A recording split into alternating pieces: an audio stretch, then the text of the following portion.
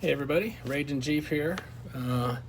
As you may or may not be able to tell from what's in the foreground here, I am back from the paint shop, and it is unwrapping day. So if you recall from previous videos, we had taken the Dana 30 axle, two knuckles, two coils, and two lower control arms in for paint, and I just picked them up from CYA Powder Coating here in Clearwater / Largo. It says Clearwater, but I don't understand how that's Clearwater. But for those of you locally, they're on essentially 44th Street and Bryan Dairy. So right there where all that construction is. Anyway, I digress. So I thought I would give you guys a quick peek at what we got going on here. I'm not going to unwrap everything. I just want to show you how awesome this is. So to put this in context, a 17-year-old axle that has never been taken care of from an aesthetics perspective. And now, let's pick this up. Let's rotate it around. We'll obviously have to clean this out, right, from a sand perspective, but completely cleaned out. The tubes completely cleaned out, looking good. Look at this.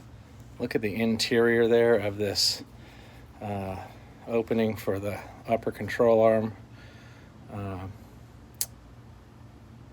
bushing. It's beautiful. And then just look how smooth, right? It is smooth to the touch. This was all pitted, etc. So now we'll just do a little bit of unwrapping for the satisfaction of it.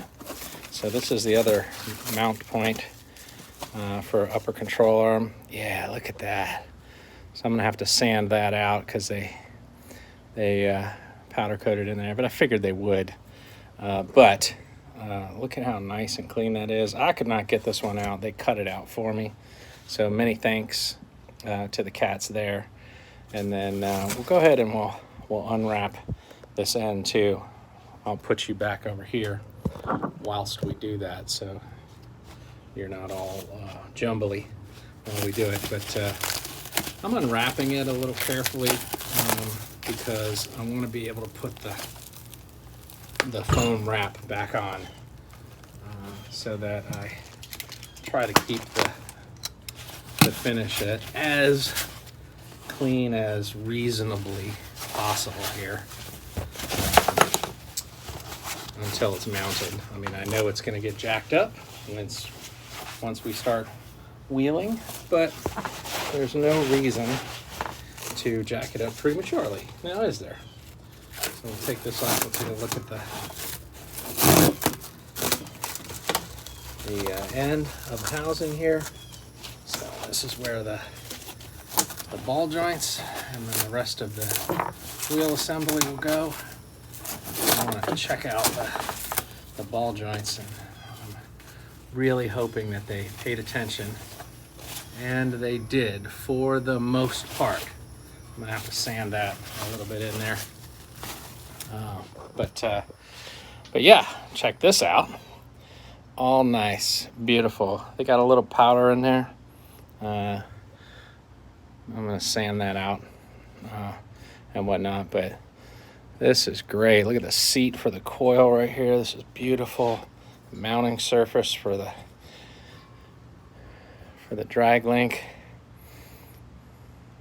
Nice. Oh, that is just beautiful. And of course, more of that over here on the shorter past driver's side. That is amazing. So now that that's unwrapped, look at me dropping the phone. Now that that's unwrapped, let's check out the quality of one of our control arms here. So I'll move you over here. So again, you have a little more easy visibility. For those of you just tuning in, I'm working in a one-car garage that is half full of tools. So it's really only a half car garage in terms of walking around space. So this is sweet. Look at that. Gloss red. So this is my old Skyjacker lower control arm. I took the grease fittings out. I got new bushings for the interior here, and then I took it down and had them chemical strip it, sandblast it, and then powder coat it. It looks brand new. So for roughly what I would say equivalent of 1, 2, 3, 4, 5, 6, 1, 6, 225, 5 by 6, for $40 basically, not even.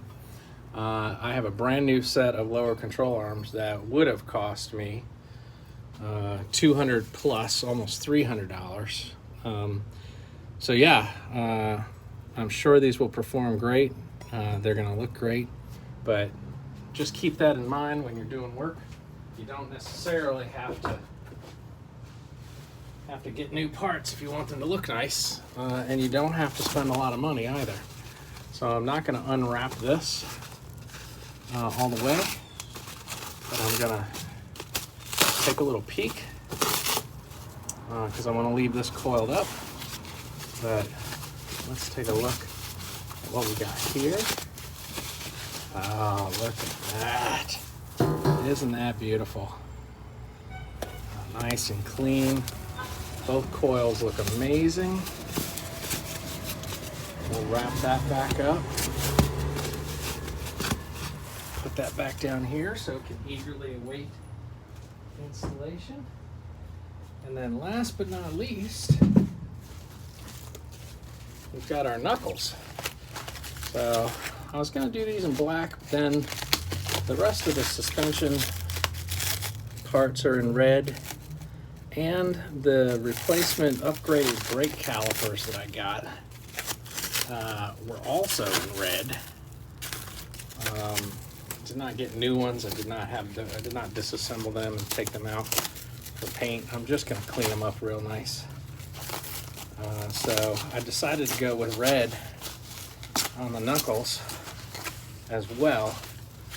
So it'll be all nice and color coordinated. Look at that. That's sexy. Yes, sir, Roy. That is really nice. They got some powder and some of the screw threads, bolt threads, but all in all, yeah, they did a really nice job on this. Yeah.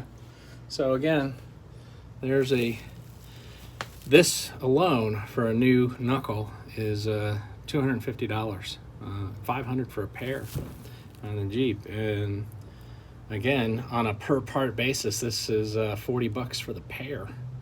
And I got a brand new pair, basically. So sexy. Anywho, let's put this back over here.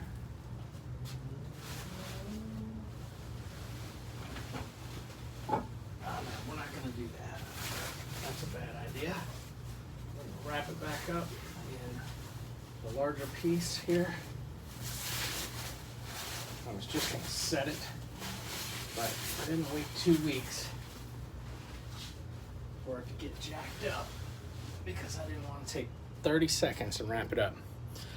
So yeah. And then the ARB locking differential should be here